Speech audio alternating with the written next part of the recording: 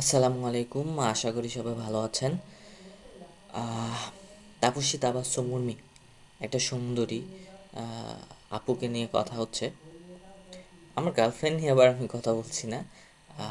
ইনি হচ্ছে একজন সাবেক আহ, সহকারী কমিশনার ছিলেন লালমনিরহাট জেলার।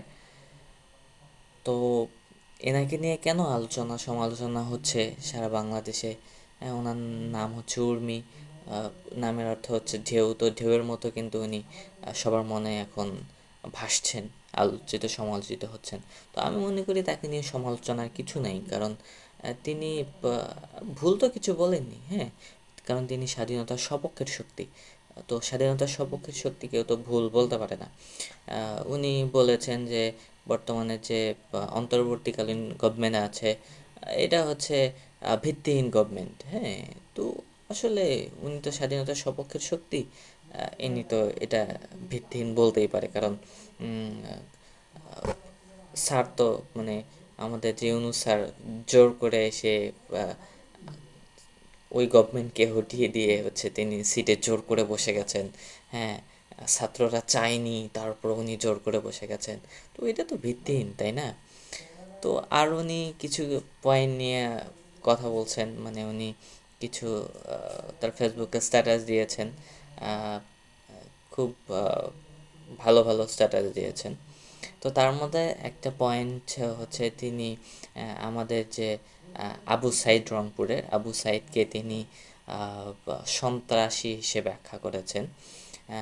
আর উনি বলেছেন যে আবু সাইদ হচ্ছে নিজের লোকের দ্বারা গুলিবিদ্ধ হয়ে মারা গেছেন।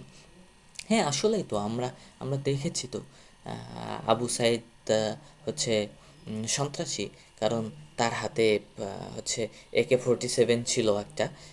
সে এইটা দিয়ে সবাইকে, সাধারণ মানুষকে মেরে ফেলতে চেয়েছিল, এবং সেখানে পুলিশরা এসে সাধারণ মানুষকে বাঁচিয়েছিল।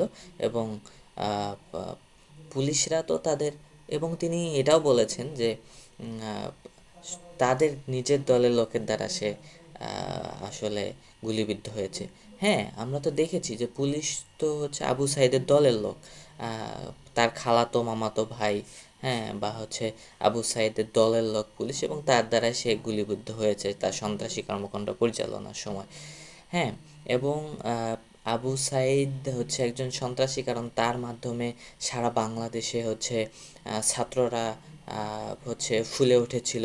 সবার মনে স্বাধীনতার একটা স্পিড কাজ করেছিল। তো ইনি তো সন্ত্রাসী, কারণ ইনি সারা বাংলাদেশে ছোট থেকে বড় সবার মনে হচ্ছে যে এই স্পিডটা জাগ্রত করেছিলেন, স্বাধীনতার স্পিড।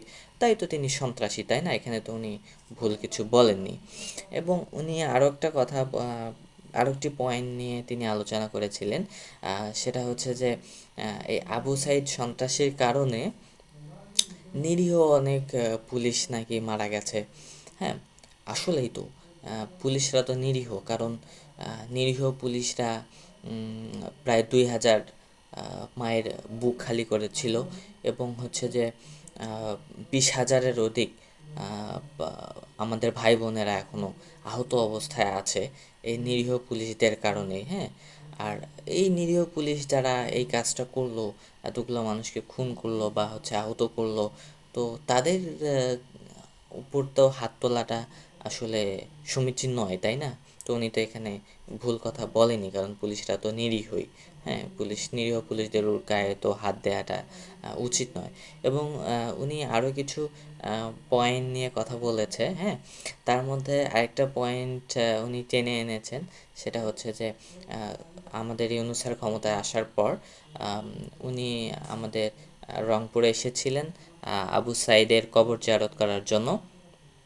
তো সেখানে উনি যে একটা প্রধান উপদেষ্টা, উনি আসলে তো একটা প্রোটোকল মেনে আসতে হয়, তার তো গাড়ি বহর মেনে আসতে হয়।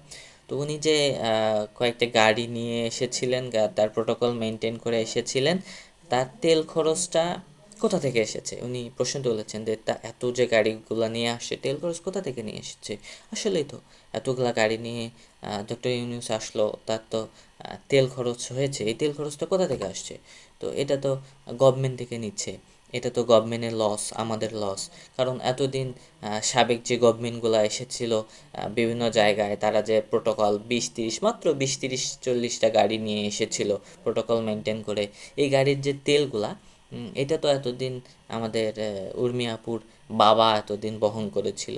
হ্যাঁ, এখন গভর্নমেন্টের টাকা উপদেষ্টা, আমাদের প্রধান উপদেষ্টা খরচ করতেছে, এটা তো তার লাগবেই, স্বাভাবিক, তাই নয়? তো এইটা নিয়ে তো এখানে আলোচনা সমালোচনার কিছু নেই বলে আমি মনে করি।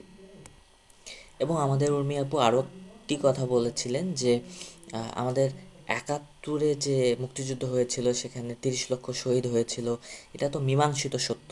কারণ এটা তো সবাই জানে, এটা ডকুমেন্ট আছে, এটা মীমাংসিত, এটা সবাই জানে। হুম, যদিও বা ইন্টারন্যাশনালি এখনও এটার কোনো আমাদেরকে স্বীকৃতি দেওয়া হয়নি, এটা আমাদের দুঃখের বিষয় আসলেই। আর আমরা যে 24-এ স্বাধীনতা পেয়েছি, হ্যাঁ, তো এই 24-এ স্বাধীনতায় যে এতগুলা ছেলে বা এতগুলা স্টুডেন্ট বা সাধারণ মানুষ মারা গেছে বা আহত হয়েছে, এটা তো কেউ দেখে নাই। দেখছেন কি? আমি দেখিনি, আপনি দেখেনি, কেউই দেখে নাই, কোনো মিডিয়া দেখে নাই। হ্যাঁ, এত পুলিশ এতগুলারে গুম করেছে, খুন করেছে, এটা তো কেউ দেখেনি, আপনিও দেখেন নাই, আমিও দেখেনি, আমাদের উর্মি আপুও দেখে নাই। কারণ উনি বেশি দেখেন না অবশ্য, হ্যাঁ, কারণ উনি আমার মতো চশমা পরে, তো উনি আসলে দিনের বেলা দেখে না, রাতের বেলা একটু বেশি দেখে। তো এটা তো অমীমাংসিত, তাই না? এটা অমীমাংসিত সত্য, কারণ এই স্বাধীনতার কোনো ভিত্তি নেই, এইসব গণহত্যারও ওনার কাছে কোনো আসলে ভিত্তি নাই।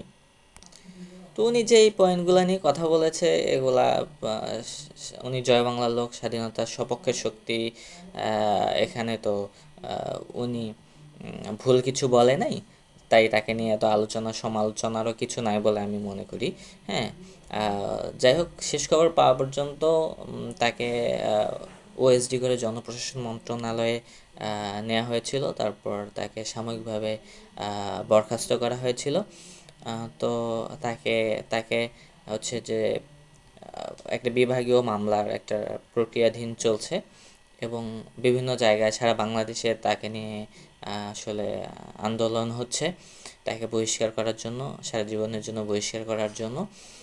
আর একটা বিষয় হচ্ছে যে আমাদের রংপুরেও আপনার বেগম রোকেয়া বিশ্ববিদ্যালয়ের বৈষম্য বিরোধী ছাত্র আন্দোলন থেকে তাকে 48 ঘন্টা আলটিমেটাম দেওয়া হয়েছে, যদি তাকে বরখাস্ত করা না হয় তাহলে উত্তরবঙ্গ ব্লক করে দেওয়া হবে।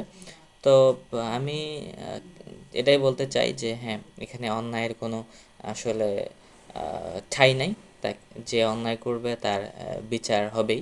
হ্যাঁ, আর একটা বিষয় হচ্ছে, আমার যতটুকু ধারণা, উর্মি আপু কোনো একটা গেম খেলেছেন এবং এর দ্বারা তিনি আসলে কোনো একটা ফায়দা লুটে নিতে চাচ্ছেন। তো আমি জানি না কার কি মনে হচ্ছে। আমাকে কমেন্ট করে জানাবেন। ধন্যবাদ সবাইকে। আসসালামু আলাইকুম।